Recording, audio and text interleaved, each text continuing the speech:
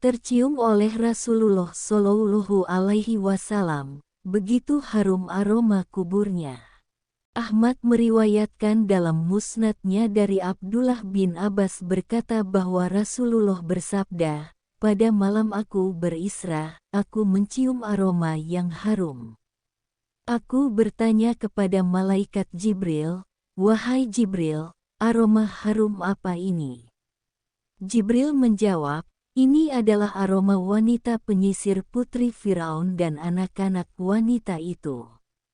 Aku bertanya, bagaimana kisahnya?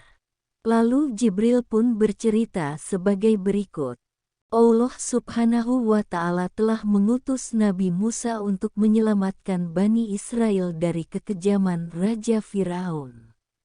Namun, sang raja teramat kejam hingga mereka yang beriman begitu takut untuk memperlihatkan keimanannya. Salah satu yang menyembunyikan keimanan tersebut yakni seorang wanita bernama Masyitoh beserta keluarganya. Masyitoh merupakan salah satu pelayan istana Fir'aun. Ia bertugas sebagai tukang sisir putri Fir'aun. Sejak bertahun-tahun silam, keluarga Masyitoh setia melayani istana. Ketika agama Ibrahim disampaikan Musa di tanah Mesir, mereka mengimaninya. Namun, tak ada yang tahu keimanan Masyitoh, termasuk sang majikan. Hingga suatu hari, tibalah saat Allah menguji keimanan Masyitoh dan keluarganya. Saat itu Masyitoh tengah menyisir rambut putri Fir'aun. Tiba-tiba sisir di tangannya jatuh dan tanpa sadar asma Allah keluar dari lisan Masyitoh. Bismillah, seru Masyitoh spontan. Mendengarnya, putri Fir'aun sontak kaget. Ia pun segera menginterogasi Masyitoh, siapakah Allah itu? Apakah itu bapakku? Masyitoh tidak langsung menjawab pertanyaan sang putri. Keringat dingin menderas tubuhnya. Ia takut. Siapa Allah itu? Mengapa kau tak menjawab? Apakah kau punya Tuhan selain ayahku? Seru sang putri. Masyitoh terus bungkam, namun sang putri terus mendesaknya. Hingga keberanian pun datang dari diri Masyitoh. Ia tahu betul, inilah saatnya keimanan hendak diuji Allah. Allah adalah Tuhanku, Tuhan ayahmu, dan Tuhan seluruh alam, jawab Masyitoh tegas. Mendengarnya, sang putri pun segera beranjak dari tempat duduknya menuju sang ayah. Ia melaporkan apa yang baru saja didengarnya dari lisan Masyitoh. Sementara Masyitoh mengabarkan kepada keluarganya untuk bersiap diri mendapat hukuman Fir'aun. Fir'aun pun marah bukan kepalang ketika mendengar kabar dari sang putri. Ia lalu segera memanggil Masyitoh ke hadapannya. Tanpa keraguan, Masyitoh pun pergi memenuhi panggilan raja. Apa kau menyembah sesuatu selain aku? Tanya Fir'aun dengan suara menggelegar. Seluruh istana dibuat takut dengan amarahnya. Namun tanpa gentar, Masyitoh menjawab ringan, ya, saya menyembah Allah. Allah Tuhanku, Tuhanmu, dan Tuhan segala sesuatu, kata Masyitoh. Makin geram, Fir'aun pun menyuruh pengawalnya untuk mengikat Masyitoh kemudian menaruh seekor ular besar di hadapannya. Namun, Masyitoh tak bergidik. Bertambah marahlah emosi Fir'aun. Ia pun segera memanggil tangan kanannya, Haman, untuk mengeksekusi mati keluarga Masyitoh. Haman kemudian segera mengumpulkan beberapa pengawal untuk menangkap Masyitoh dan keluarganya. Ia pun kemudian memerintahkan pengawal lain untuk membuat lubang besar untuk diisi air panas layaknya kawah bara dari gunung api. Ia bermaksud merebus hingga mati Masyitoh dan keluarganya. Tibalah hari eksekusi, Rakyat dikumpulkan untuk menyaksikan peristiwa sadis, hukuman ala Firaun.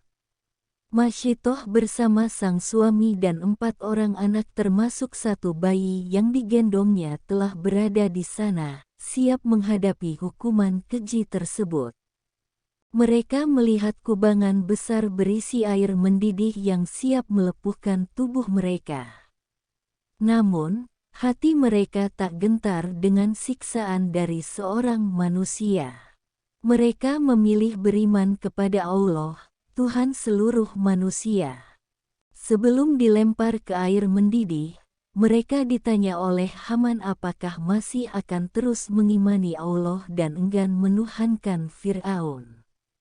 Namun, jawaban mereka selalu sama acap kali ditanya, Allah adalah Tuhanku, Tuhan Firaun, dan Tuhan seluruh alam. Kami akan terus beriman kepada Allah sekalipun harus terjun ke kawah mendidih. Maka, bulatlah keputusan Haman untuk memasak mereka hidup-hidup. Firaun memerintahkan agar dihadirkan seekor sapi dari tembaga. Setelah dipanaskan, dia memerintahkan agar wanita ini berikut anak-anaknya dilempar ke dalamnya. Suami Masyitohlah yang pertama kali mendapat giliran. Tubuhnya langsung dilalap air yang mendidih, tinggal tulang-tulangnya saja. Melihat eksekusi keji tersebut, Haman terbahak-bahak dan terus menghina orang-orang yang beriman kepada Allah. Masyitoh terus di atas ketegarannya mengimani Allah. Setelah sang suami, giliran anak-anaknya. Satu persatu, mereka dipaksa masuk ke air mendidih yang apinya menjilat-jilat. Semuanya dilakukan di hadapan Masyitoh. Hingga tinggallah tersisa Masyitoh dan seorang anaknya yang masih bayi. Ia menggendong bayi itu erat-erat. Hatinya masih tegar di atas agama Allah. Maka, diseretlah ia dan bayinya mendekati air yang teramat panas itu. Ketika hampir memasuki kubangan air, tiba-tiba setan membisikkan keraguan di dalam hatinya. Keraguan dengan merasa sedih dan kasihan pada sang bayi yang belum sempat tumbuh dewasa melihat dunia. Bayi yang baru lahir tanpa dosa. Masyitoh pun menghentikan langkahnya menuju ajal, ia terus saja memandangi bayinya yang merah dengan perasaan sedih yang mendalam. Melihatnya, Haman sempat berpikir Masyitoh akan mencabut kata-katanya dan akan kembali menuhankan Firaun.